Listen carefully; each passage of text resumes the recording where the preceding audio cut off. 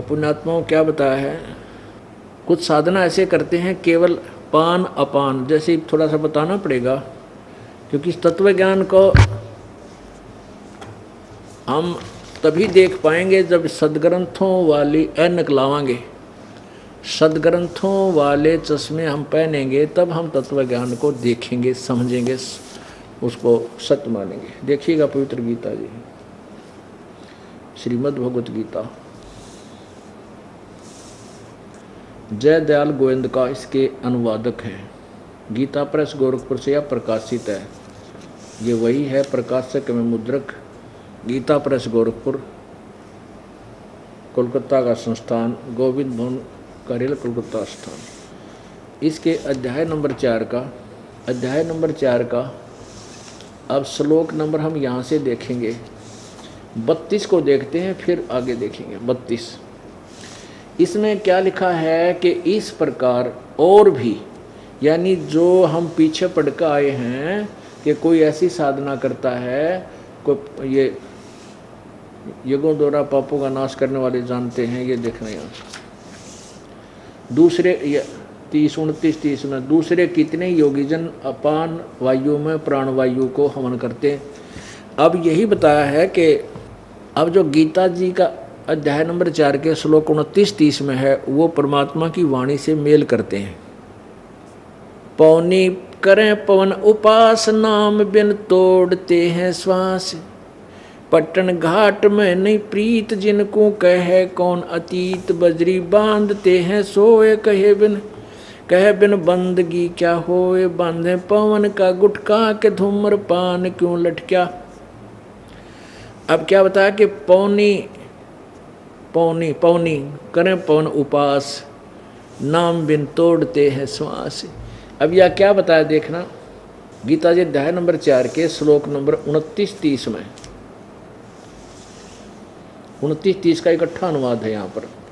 दूसरे योगीजन, कितने योगीजन अपान वायु में प्राण वायु को हवन करते हैं, अन्य ही प्राण वायु को अपान वायु, प्राण वायु में अपान वायु को हवन करते हैं।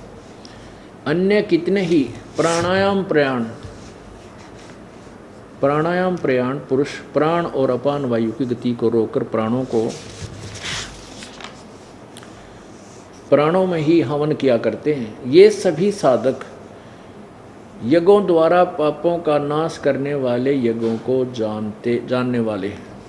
इसका वास्तविक अर्थ ये है कि कोई तो आपने देखा होगा, कहते हैं ध्यान लगाओ और श्वास को बाहर भीतर आते जाते देखो। कई कहते हैं प्राण को रोको, यानी श्वास को इतना सूक्ष्म बनाओ धीरे धीरे कि ये नीचे को अपान वायु तक पहुँचे, बस इस तरह तू सिद्धि प्राप्त कर ले और तेरा मोक्ष। तो यहाँ क्या बताते हैं, अब चौथे अध्याय के 32वें श्लोक में कहा है कि उस ज्ञान को, अब देखो चौथे अध्याय का 32वां श्लोक पवित्र गीता जी। अब जो इस तरह के 29, 30, 31 में जो तूने ज्ञान सुना है, इस चौथे अध्याय के 32 में उसका निर्णय दिया है। 32 में कहा है इस प्रकार, जो अभी बताया 29, 30 में, इस प्रकार बहुत तरह के यज्ञ, इन्होंने ये यहाँ गड़बड़ कर दी, ब्रह्मणे का अर्थ वेद की वाणी कर दी, ब्रह्मणे मुखे। अब यहाँ लिख दे सच्चिदानंद घन की वाणी, पूर्ण परमेश्वर की वाणी में। अब इसका यहाँ इस ब्रह्मणे का अर्थ देखेंगे हम क्या है ब्रह्मणा। ये 70वें अध्याय के 23वें श्लोक में आइए, 70वें अध्याय के 23वें श्लोक में स्पष्ट किया है। अध्याय नंबर 17 श्लोक नंबर 23, इसमें कहा है कि ओम तत्सत इति, ऐसा 3 प्रकार ब्रह्मण माने सच्चिदानंद घन ब्रह्म का निर्देश नाम कहा है। ओम तत्सत इति निर्देश ब्रह्मण त्रिविध समर्थ है, ब्राह्मणा तेन वेदा च यगा च विहिता पुरा। ओम तत्सत, यह 3 प्रकार का, यानी गीता ज्ञान दाता से कोई और सच्चिदानंद घन ब्रह्म है, उसका नाम कहा है। अपना तो 8वें अध्याय के 13वें श्लोक में बताई दिया। यह सच्चिदानंद घन यानी ब्रह्मण माने सच्चिदानंद घन ब्रह्म है, ये ध्यान रखना है, बस यहाँ से हमने यही लेना है। अब 8वें अध्याय के 13वें श्लोक में इस गीता ज्ञान दाता ने अपने मंत्र के विषय में बताया कि मेरा केवल एक वो मंत्र है। ये देखिएगा 8वें अध्याय का 8वां अध्याय और श्लोक नंबर 13। ओम इति एकाक्षरम ब्रह्म व्यवहान माम अनुसमरण ये प्रयाति तजंदेहम स याति परमाम गतिम। मेरा तो केवल मुझ ब्रह्म का, इति माने यह है, ओम एक अक्षर है उच्चारण करके स्मरण करने का, और ये प्रयाति तजंदेहम जो इस मेरे ओम नाम का आखिरी सांस तक स्मरण करता है, यह स याति परमाम गतिम, वो मेरे वाली गति को प्राप्त करता है। यानी 8वें अध्याय के ही 7 में तो गीता ज्ञानदाता अपने लिए कह रहा है, और 8, 9, 10 में श्लोकों में किसी उस सच्चिदानंद घन ब्रह्म के बारे में कह रहा है कि उसकी भक्ति कर, उससे पूर्ण लाभ होगा, तो उसकी प्राप्ति करेगा, उसकी भक्ति करेगा, मेरी करेगा तो मुझे प्राप्त होगा। तो अब हम सच्चिदानंद घन ब्रह्म माने, सच्चिदानंद घन ब्रह्म यानी ब्रह्मण्य का अर्थ है सच्चिदानंद घन ब्रह्म। अब 4थे अध्याय का अब वही 34वां श्लोक, फिर 32वां श्लोक देखेंगे जो हमें समझ में आएगा। अब 4थे अध्याय का ये 32वां श्लोक फिर देखिएगा। इस प्रकार बहुत तरह के यज्ञ यानी धार्मिक अनुष्ठानों की जानकारी ब्रह्म ने यहाँ लिखते हैं सच्चिदानंद घन ब्रह्म की वाणी में। उस पूर्ण परमेश्वर की वाणी यानी सूक्ष्म वेद में जो 5वां वेद है उसमें विस्तार से कहे गए हैं। उन सब को तू कर्म जान यानी काम करते करते संपन्न होने वाले जान का यानी हठ योग से नहीं, मन इंद्रिय और शारीरिक क्रियाओं द्वारा संपन्न होने वाले जान। इस प्रकार तत्व से जान कर तो उनके अनुष्ठान द्वारा कर्म बंधन से सर्वथा मुक्त हो जाएगा, यानी तेरा पूर्ण मोक्ष होगा। और फिर उस ज्ञान को 34 में कहा कि इस ज्ञान को, यह अध्याय नंबर 4 का श्लोक नंबर 34, कि उस तत्व ज्ञान को जो सच्चिदानंद घन की वाणी में कहा है, उस तत्वदर्शी ज्ञानियों के पास जाकर समझ, उनको भली भांति दंडवत प्रणाम करने से, उनकी सेवा करने से, कपट छोड़कर सरलतापूर्वक प्रश्न करने से वे परमात्म तत्व को भली भांति जानने वाले ज्ञानी महात्मा तुझे तत्व ज्ञान का उपदेश करेंगे। हाय हाय, कितना क्लियर कंसेप्ट कर रखा है गीता जी ने, तक तोड़ पाड़ रखे। ये सचमुच ये सदग्रंथ सिर पर धरने जोगा था, श्रोधारी ये था, लेकिन ये इसको पढ़ने और लिखने वाले तक भी इससे परिचित नहीं थे। ओए होए, लेखक व्यास जी और पढ़ने वाले हम और तुम जब तक तत्व ज्ञान से अपरिचित थी, ये भी इस तत्व ज्ञान से को नहीं समझ सके गीता जी में क्या संदेश दे रही है। अब यहाँ फिर एक बात बिगड़ेगी कि ले भाई, यो अपने आप को रामपाल पता नहीं क्या समझ रहा है, अपने आप को सबसे विद्वान समझ रहा है, और सभी को कहते हैं इनको ज्ञान नहीं था। ब्रह्मा विष्णु महेश को भी ज्ञान नहीं था, ऋषियों को भी ज्ञान नहीं था, व्यास को भी ज्ञान नहीं था। दास ना तो बनार ना बिगड़ा, दास तो दास है, लेकिन सदग्रंथों में जो लिखा है वो सच्चाई आपके समक्ष रूबरू कर रहा हूँ। बुद्धिमान समाज आप समझ जाएगा ये दास के में बढ़ रहा है या अभिमान करता कि नहीं।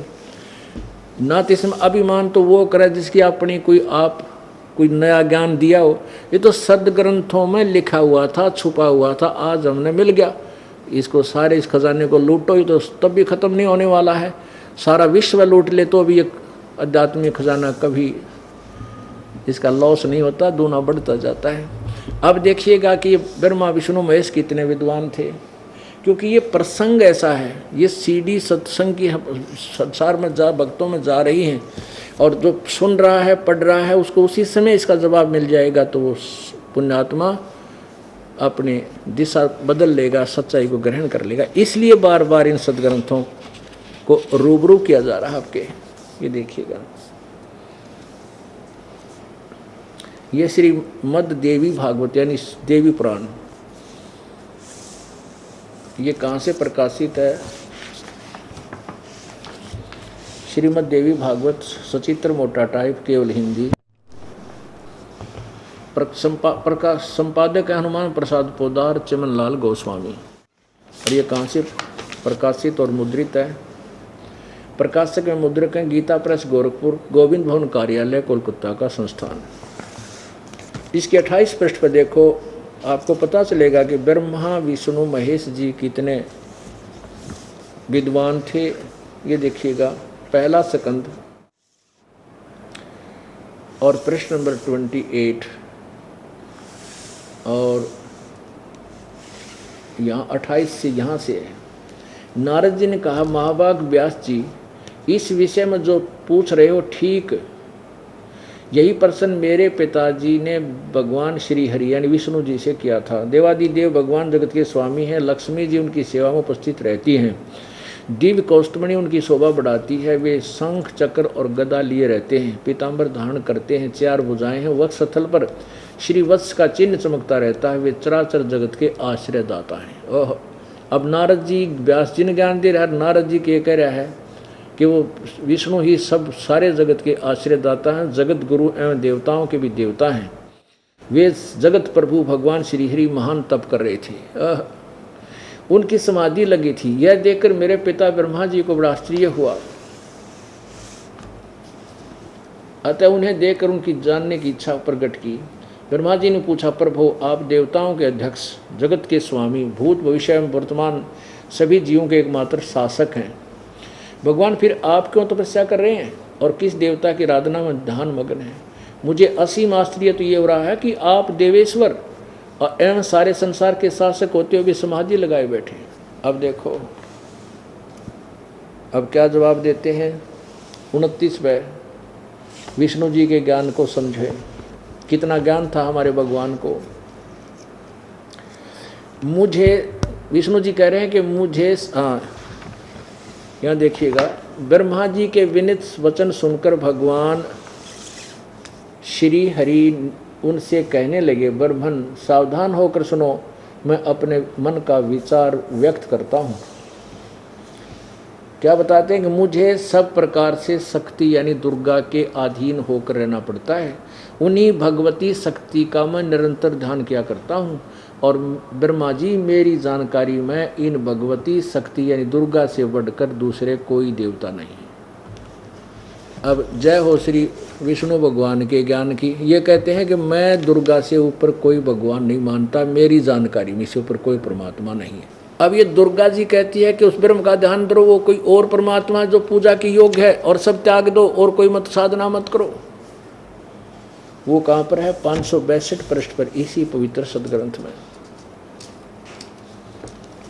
ये है 7वां स्कंद और पृष्ठ नंबर 562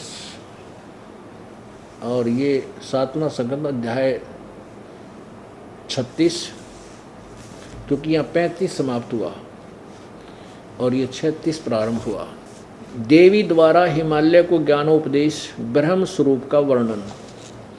श्री देवी जी कहने लगी, पर्वतराज, इस प्रकार योग युक्त होकर मुझ ब्रह्म स्वरूपा देवी का ध्यान करें। यहाँ देखो ये अपना भी ध्यान बता रही है, फिर वास्तव में करिए नहीं, पूजा की योग तो कोई और ही है। यह ध्यान आसन पर बड़ी भांति बैठकर अतुकी भक्ति से करना चाहिए। आज कहते उस ब्रह्म का क्या स्वरूप है यह बतलाया जाता है। वह जो प्रकाश रूप सबके अत्यंत समीप में स्थित हृदय रूप गुहा में स्थित होने के कारण गुहाचर नाम से प्रसिद्ध और महान पद अर्थात परम प्राप्य है। वह समस्त प्रजा के ज्ञान से परे है, अर्थात किसी की बुद्धि में आने वाला नहीं है, तुम जानो। ये आगे बहुत कुछ दे रखा है। आगे क्या बताया है? वही सबके प्राण है, वह सबकी वाणी है, जो परम प्रकाश रूप है, जो सूक्ष्म से अत्यंत सूक्ष्म है, जिसमें संपूर्ण लोक और लोकों में निवास करने वाले प्राणी स्थित हैं, वही यह अक्षर ब्रह्म है। अब देवी विचलित है, ब्रह्म को कहीं अक्षर ब्रह्म कह रही है, कहीं ब्रह्म कह रही है, और वही सबके प्राण है, वही सबकी वाणी है और वही सबके मन है। वह यह परम सत्य और अमृत अविनाशी तत्व है। सौम्य उस वेदने योग्य लक्ष्य का तुम वेदन करो, मन लगाकर उसमें तन्मय हो जाओ। सौम्य उपनिषदों में कथित महान अस्त्र रूप धनुष लेकर उस पर उपासना द्वारा तीक्ष्ण किया हुआ बाण संधान करो और फिर भावना गुप्त चित्त के द्वारा उस बाण को खींचकर उस अक्षर रूप ब्रह्म को लक्ष्य बनाकर वेधन करो। परवण ओम तो धनुष है, जीवात्मा बाण है और ब्रह्म को उसका लक्ष्य कहा जाता है। एकमात्र परमात्मा को ही जानो, दूसरी सब बातें छोड़ दो। अपने आत्माओं देखो। भगवान विष्णु जी तो कह रहे हैं ब्रह्मा जी ने कि मैं तो देवी तू पर कोई भगवान नहीं जानता, इसका आगे मुझे जानकारी नहीं। और दुर्गा कहती है कि उस ब्रह्म की पूजा करो, वो उसका नाम है, उसी को उद्देश्य बनाओ और सब साधना छोड़ दो। ओहो हे परमात्मा। अब यहाँ वो वाणी सिद्ध होगी परमात्मा की कि सतगुरु बिन काहू न पाया ज्ञाना, जो थोथा वो छड़े किसाना।